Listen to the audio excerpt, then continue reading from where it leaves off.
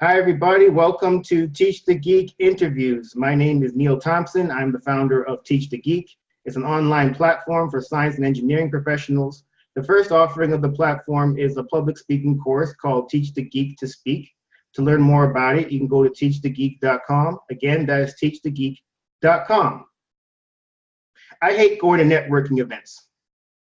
But when I met April Wensel at a networking event, I hated them a little less that day. She's a software engineer, and she's worked at various companies in the Silicon Valley area. She knows that programmers, herself included, can be a little jerky from time to time, and that jerkiness can sometimes interfere with companies' productivity and bottom line. So she now teaches emotional intelligence to other software engineers like herself through her company, Compassionate Coding. Welcome to Teach the Geek interviews, April. Hi, thanks for having me. Oh, thank you. So first question, where did your interest in software engineering come from? So it's a little bit cliche, but when I was a kid, I always loved playing video games, computer games at the time, and I loved the idea of making them. So when I was able to take computer science in high school, I jumped at the chance because I love this idea of being able to create these worlds using code. And so from my first program onwards, I just always loved coding, and so I just stuck with it. Okay, and so what exactly did you study when you got to college? Also computer science. Yep, I majored in computer science, but I went to Pomona College, which is a liberal arts school. So I also took a lot of courses in the humanities and things like that. I took some anthropology courses, philosophy, all kinds of things. Wow, you were able to do all that and still do computer science too? And that wasn't you didn't find that to be a little overwhelming? Not really. I didn't have any social life at all in college, so I didn't have to worry about that. I was just very focused in the books. I was either in the computer lab or hitting the books in my room. So I put in a lot of time because I knew it was important to get a good education, you know? Oh man, that's interesting, because I remember when I was I did engineering in college, and I didn't get all that much choice in the electives. The only electives that I was allowed were electives that were only available to engineering students, so there wasn't all that much choice in the electives. Yeah. So there was no humanities and other things. It's just pick this elective or that elective. That basically had maybe, I think, 3 choices, and I think that was just in the first year. After that, it was all just strictly engineering courses. That's actually really interesting, and I wonder if that's related to what we both of us do, which is teaching engineering type people about some of the stuff that they probably missed out in their engineering programs. Now that you mention it, I think you're onto something. I never really thought of it that way, but you know what? I think you might be right. The fact that we didn't have to do these type of giving presentations in front of people. I think we had to do one presentation. I think it was in the senior year, like senior project. But I think that was basically it. But before that, there was no type of speaking in front of people for any reason. Yeah, I think you're right. So, okay, this is a question that I've always wondered, and hopefully you can answer. Is there a difference between computer engineering and computer science? And if there is, what is it? That's an interesting question. I think that some programs call themselves computer engineering and some of them call computer science. I don't see a difference. I don't see a difference in most of these labels, like software engineer, programmer, coder. Like, I think they're all a little bit arbitrary, and so they're defined in the context. So I think, they might say that computer engineering is more about like constructing the programs versus computer science, which could be seen as more theoretical. Like I would see that argument, but that's not really the case. Like in the computer science programs, you write code. It's very practical as well. You also learn the theory. So I don't think that there's a distinction, at least that I buy into in general. Okay. Well, okay. So this is something that happened to me, I guess, not too long ago, maybe a month or so ago. So, okay, hopefully you don't take offense, but we'll see. So, so there's this woman online, and I was reading one of her, I guess, blog posts, and she says she's an engineer. She went to, I guess, one of those coding academies that exists. I guess it was a 1-year program. Mm-hmm. So let's see, what's the best way to say this?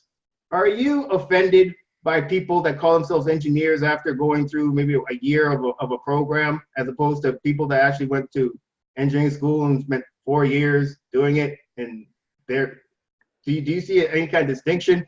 So no, actually, I think as soon as you start writing code, you can call yourself a software engineer. And I think that, and I'm pretty adamant about this. I feel strongly because I feel like there's a little bit of arrogance in our field, a little bit of, like kind of like what you said, like, oh, well, I put in 4 years. Like a lot of people who did a computer science program might say that, well, I put in 4 years and you just did, even the 6-month program, because that's what some of them are. You're not a real engineer. And I actually think that's really harmful because, we have things like imposter syndrome in our field where people don't feel good enough. And so I think, you're an engineer as soon as you start engineering, really. And that's, as soon as you start building code. I think it's just about talking about what skills you have and what experience you have. So you don't misrepresent anything. You just say, here are the things I've built currently. Here's something I'm learning. But you're still a software engineer, I believe, at that point. Interesting take. All right. So I mentioned in the intro that you worked at a number of companies as a software engineer in Silicon Valley. What did you like the most about working as a software engineer? I in the same way, like why I started coding, because I liked building things. I really liked building things to help people, something that would make somebody's life better. It didn't start off that way necessarily. Like, I just made kind of whatever needed to be made. Like I made Facebook games at one point, and that's not necessarily making anyone's life better. But then I got into doing more meaningful work. So I worked in bioinformatics at a lab at Stanford, and that was interesting. We had this platform that contained data, that harvested data from papers about a specific type of model plant that they use in a lot of experiments. And so that was neat. And then my favorite company in terms of what we were doing was an app that used machine learning to detect autism in children. And like through a questionnaire, and then it used that with our machine learning algorithm. And that was really rewarding because it felt like we were really helping parents get early intervention to have better outcomes for their children. And so that was really meaningful. And so I think, that's in general what I like about software engineering, is using these tools to like make a difference in people's lives. Okay, cool. What did you like the least? Probably the culture, which is why I started my company. But yeah, I felt like it was very competitive, especially in Silicon Valley, but I think in the tech industry in general, there's a lot of competition, and not that competition is always bad. It can be healthy sometimes, but when it's really ego driven and it's like, how much funding do you have? And what, all these things, and where did you go to school? Did you go to Stanford? All this stuff. And just a lot of kind of competition, and not really supporting each other. And so it's stressful too. So there's a lot of burnout, especially in tech, because, well, and I would say it's because of this lack of emotional intelligence, this lack of awareness about yourself and what you need to do to take care of yourself. And so I think that the people issues, the lack of concern for people issues, is probably my least favorite thing. Okay. So, well, I mentioned also in the intro that now you have your company, Compassionate Coding, and you talk about emotional intelligence to programmers. So, what motivated you to start your company and to basically get away from coding and talk to programmers about emotional intelligence? First question: what exactly is emotional intelligence? Yeah. Okay. So I'll say too that I still do coding. It's just, I also do this other stuff. So it's kind of, I do a mix, but anyway, but emotional intelligence. Yeah. So it's being intelligent about your emotions. No, I'm just kidding. I'm not going to define it that way, but I like the work on emotional intelligence by Daniel Goleman. So he's a psychologist who popularized the term, and he breaks it down into 4 categories of skills that people can develop. And that's self-awareness, which is just knowing how you're feeling, knowing about your emotions, self-management, which is being able to intervene in your own kind of thinking in order to affect your emotions, control your emotions. And then there's social awareness, which is being able to know what other people are feeling. And then relationship management, which is being able to adjust in a conversation based on the emotions and that. So it's like awareness and management for the self and in the social realms. And so emotional intelligence is really the ability to understand and manage your emotions. Okay. And so the motivation for starting your business, Compassionate Coding, where did that come from? Yeah. So one, it was just noticing that there were just a lot of problems in our industry, in the tech industry that I was working in.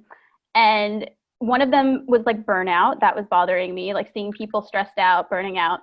Another was the lack of diversity in the field. As a woman, I did notice that there were not very many women there. And So that was another issue that I had with the industry. And then third, I noticed that we were sometimes building products that weren't making people's lives better, but making them worse. And then fourth, I saw that projects were failing a lot because of poor communication issues. So I mentioned all these four because I think they're all symptoms of an underlying problem, which is this lack of emotional intelligence. And it's like being able to have empathy for people and being able to communicate in effective ways to build inclusive environments that are, incorporating ethics so that the software we build is helping the world. And so that's kind of, that the cause was I saw this problem, and I saw that it affected the bottom line because, as I mentioned, projects were failing.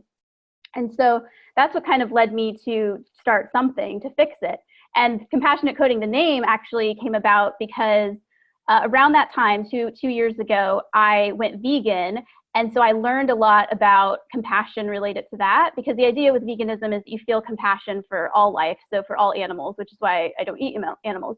And so from learning about what compassion means, which is just trying to reduce suffering, I thought, well, that's what the tech industry needs. There's so much suffering in the various ways I talked about. It needs some compassion. So I put compassion, and I always like alliteration where they start with the same letter. So Compassionate Coding. So I've been doing that for 2 years now. 2.5 years. Yeah, it's a catchy name for sure. So when you started your company, so here's a little bit about myself. This is something that I should have done, but I didn't because I didn't know any better. So I started a course called Teach the Geek to Speak to help engineers and scientists with their public speaking. And I, like yourself, saw this need, but I didn't do any kind of, market research or any kind of validation to prove that this need was actually real. It was just based on my own, instincts or my own gut. Did you do any kind of research like that? Or did you just say, I see this need, I'm building this company and we'll figure it out as we go? Well, being up in Silicon Valley, one thing that I did like about it is this lean startup idea and this kind of emphasis on iteration. And so I knew that I was ready to pivot in any way I needed to. But I kind of think that my 10 years of working up there was kind of like a bunch of market research, you know what I mean? Because I got to have interviews with people on a daily basis, and going to meetups, I would find out other people's problems. So I saw it wasn't I felt this, I saw that it was like a systemic problem. And so I felt enough confidence to start. And then I had the thought that I would iterate as needed based on feedback and based on whether it was resonating with people. And so that's what I've been able to do. Oh, well, you're smarter than me, that's for sure. I didn't do any of that. I didn't do any of that because I built the course and I thought, well, I have a course now, so people are obviously going to take it. No, I didn't work out that way. I had to eventually, based on my own failures in marketing and branding myself. I worked in R&D. I know anything about that. I used to think marketing was a kind of waste of time, but now I'm on my own. I realize how important it is. So I now work with a team, and they fill in all those kind of gaps that I have in my own background and knowledge. And it's been all the difference. So essentially, all the things that I should have done before I started the course, we eventually did. Or those are actually the first things we did. So market validation, market research, that kind of thing. Luckily, it turns out my instinct was right, but. Yeah, I was about to say, I see a need for what you do for sure. Yeah. But it very well could have went sideways. But luckily, that wasn't the case. So with your company, Compassionate Coding, how do you go about finding the clients to talk to about emotional intelligence? So like former jobs that you worked at, or how do you go about doing that? Oh, that's an interesting idea. Go to the jobs where I wasn't happy with how things were and be like, hey, now I can fix you with my company. Yeah. No, I don't really do that. I've been really lucky. And I say lucky, but I think it's just the way I've gone about it. So one of the first things I started doing when I started Compassionate Coding was writing a lot. So I wrote a blog post, and then I tweet a lot, which I know you know because you follow me on Twitter, and about my thoughts on what direction I think the industry needs to move in, and how we reduce suffering in the tech industry. And so enough companies see the material that I put out, and then they reach out to me. So I don't really do a hard sell. I don't send out sales emails, which is nice because I just wouldn't really want to do that, because this does help the bottom line, but I don't want to keep making that argument over and over again, just because it's kind of exhausting to try to be like, this is why it matters that you care about people. It's like, I do enough of that in my writing. So what happens is my first client ever came in through a Twitter direct message. They said, we have these issues on the team. Can you come in and talk to us? And yeah, and then so a lot of my clients come in through Twitter. I have a form on my website and clients come in that way. And some just email me after my talks because I do a lot of speaking at conferences too, public talks, and then I get a lot of clients that way too. So thankfully, I sort of, my strategy is I put out the content and it's sort of like these beacons, and then people see them and find them, and then they approach me, and then we go from there.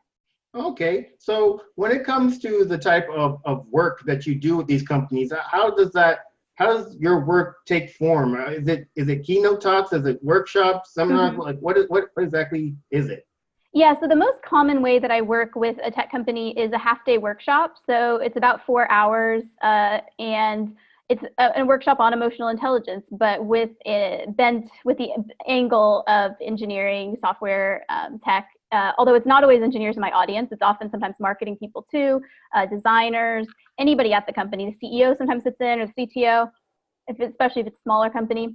And so what we do is exercises on practicing recognizing your emotions and managing them, dealing with them, and interacting with others. So we have little activities that we do for that.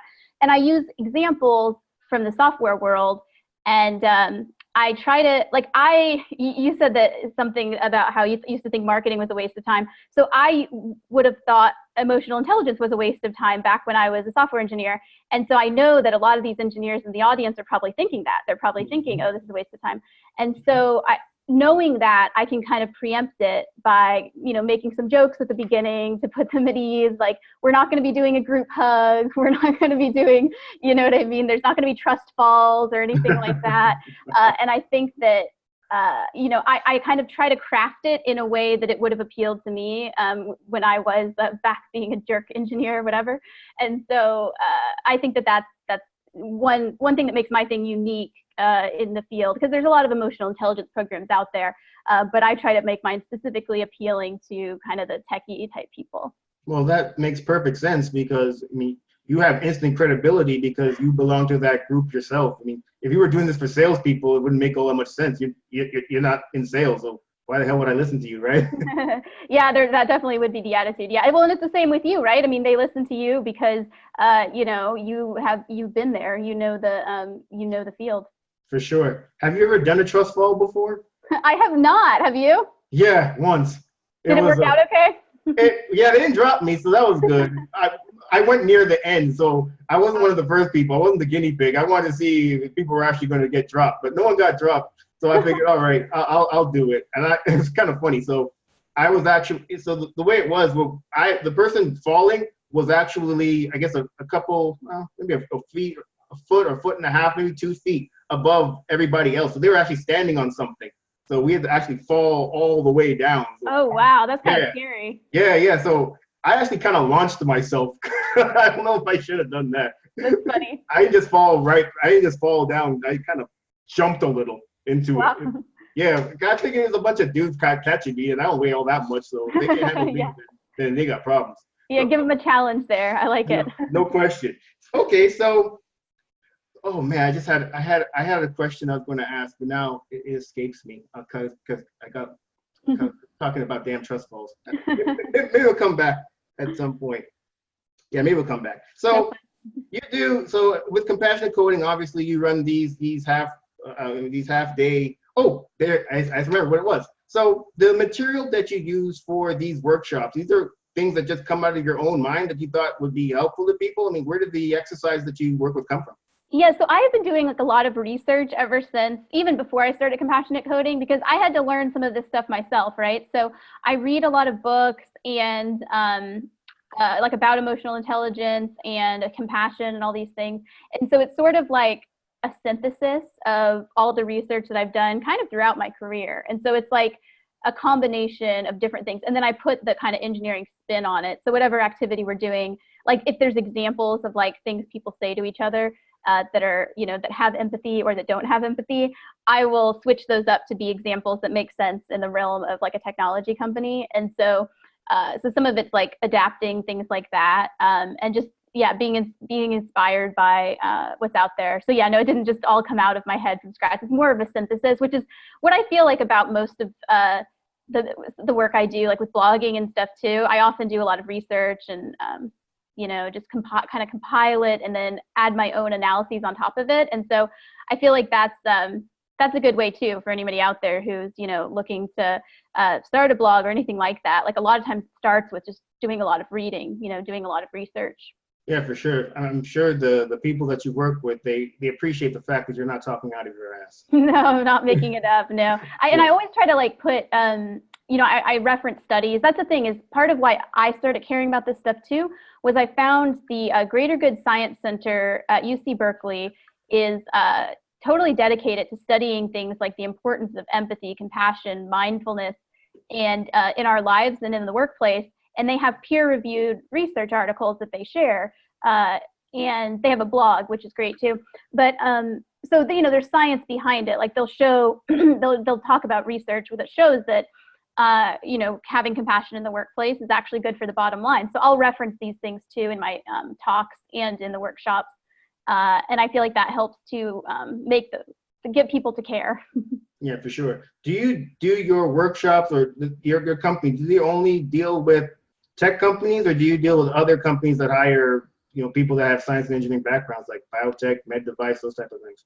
Yeah, pretty much any technology companies, and then some that probably wouldn't call themselves technology companies, like a hotel company reached out to me just because they have an IT department, and even like I found out recently. I guess I should have thought about this before, but even like breweries, like they often have IT departments to help with the distribution and all that. So it's like really the clients can be any type, just anybody where the technology side will resonate. So yeah, it's pretty diverse. I'm just picky about who I work with from like an ethical standpoint. So like there's some companies I avoid just because I don't like what they do. Like when drone companies reach out to me, like if they're, that sort of thing, it's just not consistent. Like I'm a pacifist and stuff. So for me personally, I'm kind of selective in my clients. But other than that, as far as like the range, it's quite a wide range there. All right. Well, the fact that you do these type of workshops through your company, it means that you must be pretty proficient, or at least comfortable doing public speaking. Have you always been good at it? And if not, what did you do to get better? That's a good question. So it's funny because I'm kind of in one-on-one situations or like small groups, I can be kind of shy. Like it's kind of hard for me. But when I'm on stage, for some reason, I feel more confident. I think because I have the floor, I know no one's going to interrupt me. No one's going to, you know what I mean? And so, yeah, exactly. And like I have the microphone there. So I actually have felt pretty confident. I mean, I still get like nervous sometimes, just human nature, but no, I think I've always enjoyed kind of being up on stage. Like even when I was a little kid, like I loved being in the school plays and like singing karaoke at the carnival and stuff. And so I've always liked being up on stage. My mom, when I started my company and started speaking a lot, my mom sent me pictures of me as a little kid with like a microphone and a bunch of them. So I feel like it's kind of a natural thing. But as far as how I've gotten, like I have, advanced over time, and part of it comes down to practice. And I'm sure you cover all of this in your course, but you just practice is really what helps. And I would say I really care about being authentic. So some people say that like I talk fast in my talks, and I do, but it's like partly, and I try, sometimes I have talked slower and more slowly, and it doesn't feel like me. It doesn't, you know what I mean? So I feel like sometimes I get bored listening to so I think sometimes in an effort to appeal to everyone, we sometimes sacrifice parts of ourselves. So I don't try to appeal to everyone. I kind of appeal to the people I'm going to appeal to. And so that gives me confidence too, because I feel like there's going to be some people in my audience who probably hate my talk. And you know what? That's okay. So I guess that mindset kind of helps me be more confident when I'm up on stage. You know what? I fully agree with you, April. You can't be all things to all people. And right. Someone, it's funny. Just this past week, so I attended it's called the Dream Business Academy. It was held here in San Diego. And they called me up on stage they had a part of the academy called Profit Seats, and they called people up from the audience to talk about their business. And if that person had an issue, it's kind of like a mastermind essentially. That's cool. Yeah, it was really nice. So I was actually the last person to go, and the person was talking. The host of the the academy was asking me questions about, Teach the Geek, and I was, answering them. And he mentioned that I guess my demeanor was kind of even keeled, and he asked me if I've always been that way, and I said yeah. And so he asked me in my course, do I teach other using of your hands and using the stage and all these other things, varying your vocal range when you're giving speeches, and I told him absolutely not. Yeah. And the main reason I said that is because even for myself, it's not authentic to me. Honestly, right. when I hear people, just kind of just speaking loud for no damn reason, I'm always thinking to myself, why are you yelling? I mean, you got a mic. Right. Yeah. It's kind of artificial. It comes across as like inauthentic. And I think too, like if you try to control what you do with your hands too much, it's like it feels very robotic, versus when you're more natural, it comes across naturally. So I think that's totally, some of these things you can't teach the outcome kind of, you can only sort of help the internals, like make somebody confident and then they'll do what they're going to do, right? Like if they're more confident, they'll be themselves more. Yeah, I fully agree. And I guess maybe my demeanor probably also stems from being in science and engineering too. At least I don't think I'm a unicorn in that sense. The people that I'm trying to reach tend to kind of be like me. So we have this expertise and we want to convey it to people, but we definitely want to do it in an authentic way, and we're not trying to be like, we're not trying to be the next Tony Robbins. Yeah, that's fair. Yeah, you're trying to be yourself. Yeah, exactly. For sure. So, do you have a process for when you're preparing a speech, and if so, what is it? I do. So usually what I do, so I have these big whiteboards that I got, and I actually got them from Home Depot. You can get like shower board, and you can get like a huge sheet for like $12. So just a tip for anyone out there who wants a big whiteboard but doesn't want to spend like, $1,000 or something on a huge one. And so what I do is I do like a mind map. So I put in the center like a circle with the topic I'm going to talk about, and then I, kind of have other circles that have the subtopics, and I kind of draw arrows to say how I'm going to go through the talk. So that's kind of like a step one to kind of get my head around what I'm going to talk about. And then I put that, and then I start making the slides. And I used to do where I would like write the talk outline first and then do the slides. But now I've done so many that I kind of do it in parallel now, where I just kind of write the talk as I'm making the slides. And it's almost like storyboarding kind of. And I really like that. And I try to remember to do this, which is a tip that I read somewhere online that said, imagine giving your talk in just one sentence. And so make sure that you know what the key point is. Like if you could only have one sentence to share, what that would be. And so I try to remind myself of that, because my issue when it comes to talks is I always have so much more material that I want to cram in there, but that I can't because of time. Even when I do talk fast, there's some things I can't fit in there. And so it's like cutting stuff away is hard. And so I always try to remember what's the essence of this talk and then try to make sure that gets across. And then I make the slides, and then to be honest, I don't really practice anymore like beforehand, because I just like letting it come out as it does. So, I do the storyboarding and planning, but I don't actually do run-throughs anymore beforehand where I do the full talk, because I just don't have the patience to do that anymore. Because now I do so many talks that it's like the time it would take and everything. And I feel like for me, I like ad-libbing in the moment too sometimes, and I feel like some of the funniest comments I make come from just how my mind works on the spot, and so I let that come out too. But when I was first starting, I definitely would write out everything I was going to say and then practice it multiple times. But and I'm sure you've noticed this too, like it just gets easier with time, and you just get more comfortable, especially if you're sharing similar things, even if it's not exactly the same, you just get more comfortable. For sure. And even the fact that because you don't practice, are you still able to keep with, I should ask, do you have a time limit for some of these talks that you have to get? And if so, without practicing, you're able to keep within that limit? Yeah, it's funny. I know it seems like it doesn't make sense, but yeah, so usually how that works out is I know what the middle slide is, and like I remember that, and then I remember like the midpoint. And so that's kind of a check-in I do. Like I check the time on the presenter view of the thing, and then I check if I've made it to that middle slide. And if I haven't, then I'm like, okay, got to pick up the pace, and it usually just works out. And then if I get towards the end, and but yeah, I think it's just, I know too now, like when I see how many slides I have, roughly what that's going to translate into based on past experiences. So it's kind of like, Yeah, because I'm pretty good at staying within the time. For some reason, I'm a little bit obsessive about that. Like, I don't want to go over. I want to be, in the right time. And like I said, I always have more material, but I always just find a way to make sure I finish on time, just out of consideration. Nobody likes when it's lunchtime and you have to keep sitting listening to someone, right? No, they don't at all, Yeah. April. And honestly, that's actually something I mentioned in the course.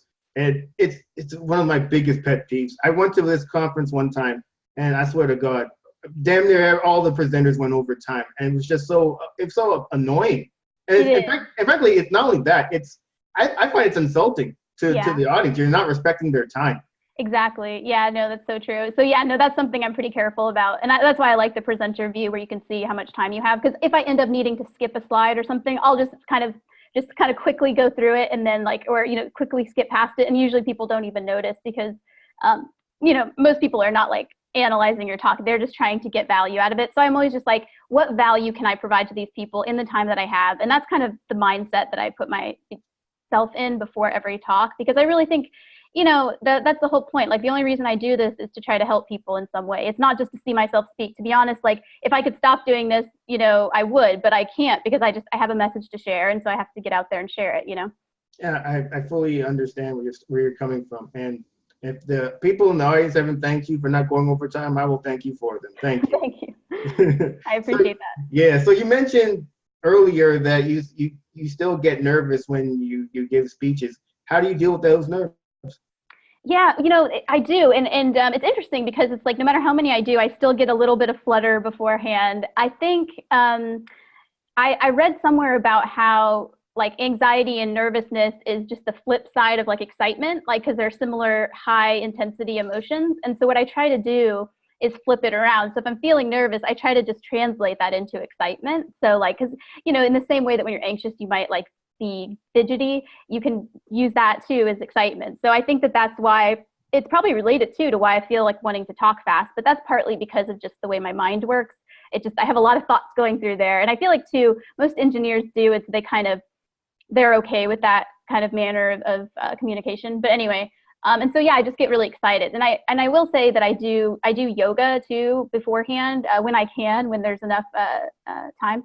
And that kind of helps me calm down a little. And I do some deep breaths because I think that's one of the reasons people feel nervous is partly just how they're breathing. Because if you have really shallow breaths, your body picks up on like, oh, okay, this is fight or flight. I'm like nervous. Whereas if you breathe into your stomach, like, more like, kind of in your belly area, like if you let yourself relax there, you just feel more relaxed. I mean, and this is something that like, I don't try to like prove it. Like, here's a paper that explains why this is true. I'm just like, try it out and see. And if you take deep breaths, you will feel more relaxed. But there is science to back this up too. It's just that I'm not, an expert in that, but yeah.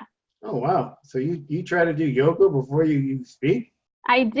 Yeah. Wow. I sometimes do like a headstand. I always put photos on Twitter from doing like, I'll do a headstand in my hotel room and yeah. Wow. That's pretty interesting. I enjoy yoga very much. I do it here in San Diego every Sunday in Balboa Park. Yeah, it's really nice. Awesome. Yeah, because, living here in San Diego, you could be outside basically all year round. There's a meetup group that meets in Balboa Park every Sunday at 11 a.m. And if I'm in San Diego, I'm there. Awesome. I might have to try that out. I love doing yoga outside. I sometimes do it at the beach. It's just hard because my yoga mat gets sandy, so I have to. Yeah. Luckily, we do it here in the park. It's on grass, so there's no sand involved. That's good. That's good. For sure. So what are the most important tips that you could offer somebody when it comes to becoming a better public speaker? I think, and I kind of alluded to this earlier, but I think having your why, being very clear on your why, like why do you even want to become a public speaker, right? Like what's your goal in it? Because you will encounter challenges. And so it's important to be able to fall back on why this matters to you. So for me, it's like, I just feel really strongly about this compassionate coding message and I really want to help people with it. So even when I'd rather like sleep in and do nothing. I like have to get up and do it. And I have to, get up there, even if I'm nervous or whatever. And so knowing your why, I think that's like a big tip.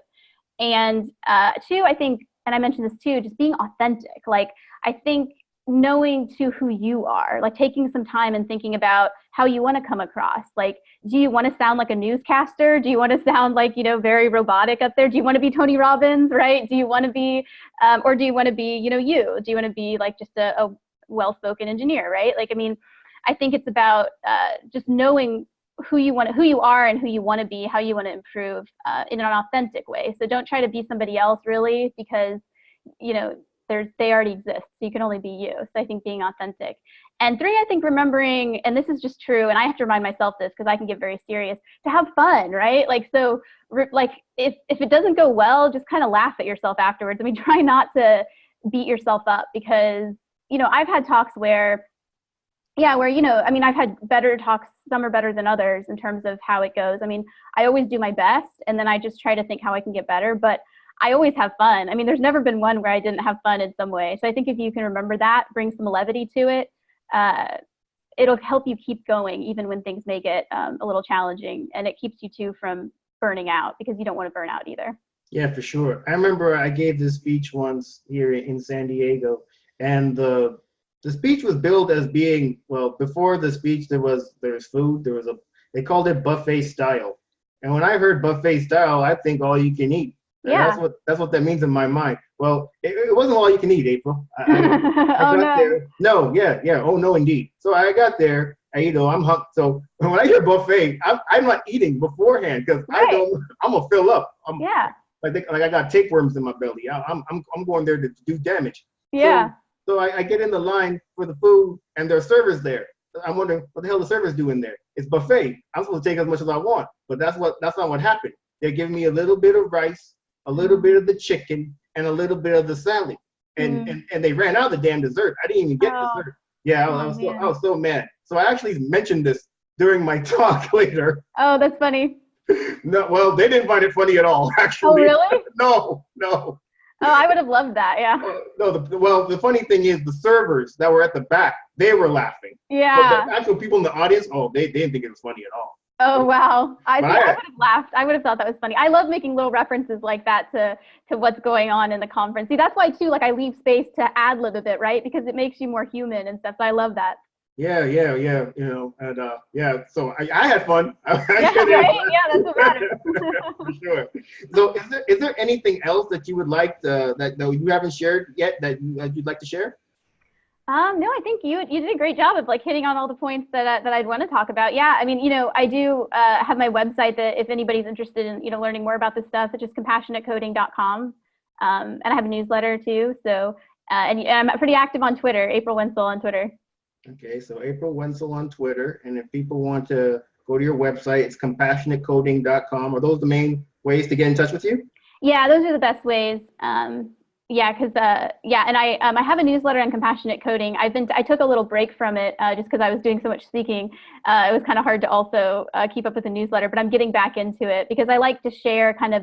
There's been a lot of developments recently around emotional intelligence in the field. Like Linus Torvalds, who created Linux, recently came out and said that he wants to learn about that he's known as being this kind of jerk guy over the years, like cussing people in the code comments and stuff. And he just came out saying he wants to learn about empathy. So I'm just like, oh, this is huge news. So like stuff like that, I like to share with my audience there, because this stuff is changing. This stuff is becoming more important, like speaking skills, emotional intelligence, all of it. Like this matters for our job too.